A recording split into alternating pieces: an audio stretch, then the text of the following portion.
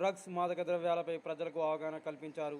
సిద్దిపేట జిల్లా కోయడా పోలీసులు సిద్దిపేట జిల్లా పోలీస్ కమిషనర్ అనురాధ ఆదేశాల మేరకు కోయడా ఎస్ఐ అభిలాష్ ఆధ్వర్యంలో కోయడా మండల కేంద్రంలో డ్రగ్స్ మాదక ద్రవ్యాలపై పాత బస్టాండ్ నుంచి అంబేద్కర్ చౌరస్తా వరకు ర్యాలీ నిర్వహించారు.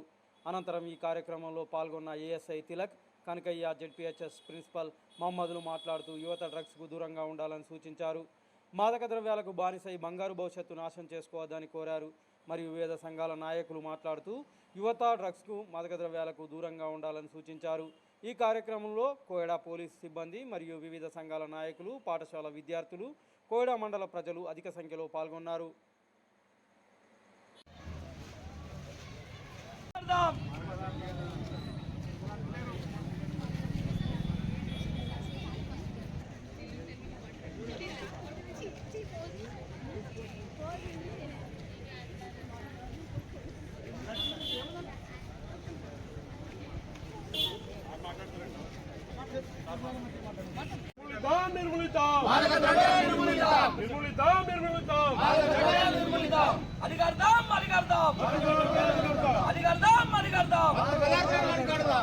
ఆధ్వర్యంలో గత 5 రోజుల నుండి యాంటీ డ్రగ్స్ వారోత్సవాలు నిర్వహిస్తున్నారు. నిన్నటి రోజు పాఠశాలలో విద్యార్థులకి ఈ యాంటీ డ్రగ్స్ పైన ఆర్ట్, పెయింటింగ్ మరియు స్లోగన్స్ పోటీ నిర్వహించడం జరిగింది.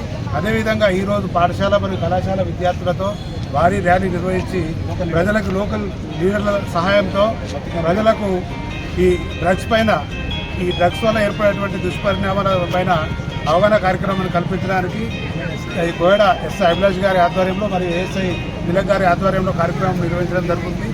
ఈ సందర్భంగా పోలీస్ శాఖ వారిని నేను హృదయపూర్వకంగా అభినందిస్తున్నాను. ఎందుకంటే ఈరోజు సమాజంలో యువత మొత్తం ఎక్కువ శాతం మొబైల్ ఫోన్లు మరియు డ్రగ్స్కి బానిస అవుతున్నటువంటి ఈ క్రమంలో ఇలాంటి అవగాహన కార్యక్రమాల వల్ల సమాజానికి ఎంతో మేలు చేసిన వారు అవుతారు. కాబట్టి కార్యక్రమాన్ని మరింత ప్రజల్లోకి తీసుకెళ్లాల్సిందిగా యువ నాయకత్వాన్ని నేను కోరుతూ, అదేవిధంగా పాఠశాల పక్షాన విద్యార్థులందరికీ దీనిపైన అవగాహన కార్యక్రమం కల్పిస్తామని తెలియజేస్తూ కోరుతున్నాను. Thank you. పోలీస్ శాఖ వారి ఆధ్వర్యంలో డ్రగ్స్ మత్తు పదార్థాలు నిషేధించాలని యువత, కళాశాల విద్యార్థులు, పాఠశాల విద్యార్థులతోటి భారీ ర్యాలీ నిర్వహించడం జరిగింది. ఈరోజు పోలీస్ శాఖ వారు ఇలాంటి విషయాన్ని తీసుకురావడం చాలా సంతోషకరమైన. నేటి యువత బానిస మత్తు పదార్థాలకు కానివ్వండి, డ్రగ్స్ కానివ్వండి, గంజాయికి కానివ్వండి, దీనికి విచ్చలవిడిగా బానిస అవుతా ఉంది.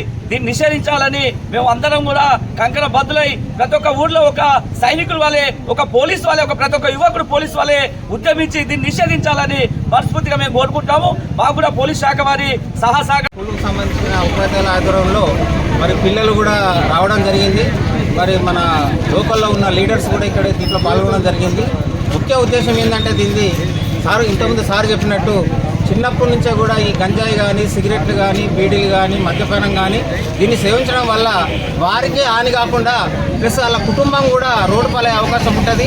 ఆ గంజాయి తీసుకున్నప్పుడు ఆ వ్యక్తి ఏం చేస్తున్నాడో అతనికి కూడా తెలియదు. దాంతోపాటు వాళ్లకు 10 మందిని దోస్తులు, 15 మంది దోస్తులు తయారు చేసుకొని మరి మొత్తం సమాజాన్ని మీద ఈ యొక్క చెడు ప్రభావం చాలా పడుతుందని చెప్పి ఈ గంజాయి అమ్మేవారిని కానీ, లేకపోతే దాన్ని సప్లై చేసేవారిని కానీ ఈ పోలీస్ శాఖ వారి మీద ఉక్కు పదం మోపాలి. ఉక్కు పదం అంటే నామకే వస్తే వాళ్ళ మీద కేసులు పెట్టడం కాకుండా వాళ్ళను నాన్ బెయిల్ వారెంట్తోని 100% వాళ్ళు జైల్లోనే ఉండేటట్టు, 1 సంవత్సరం 2 సంవత్సరాలు ఉండేటట్టు బెయిల్ దొరకకుండా వాళ్ళని పెడితే వాడు వచ్చినాక ఇంకోసారి వాళ్ళలో పరివర్తన వస్తుంది. అంటే శిక్షించడం ముఖ్య ఉద్దేశం కాదు, వాళ్ళలో పరివర్తన రావాలి. వాళ్ళతో సత్వరం ఉన్నవాడు పొంది 10 మందికి చెప్పాలి, నేను జైలు పోయినందుకు ఇట్లా బాధపడ్డా, నా కుటుంబం బాధపడ్డాదని. అప్పుడే వాళ్ళు ఎవరైనా సరే ఇంకోసారి అట్లాంటి పనులు చేయకుండా ఎందుకు పోతారు. మనం శిక్షించడం ముఖ్య ఉద్దేశం కాదు, చట్టాన్ని అవగాహన కల్పించడం. ఇంకోటి ఈ రోజుల పిల్లలు కూడా సెల్ ఫోన్లో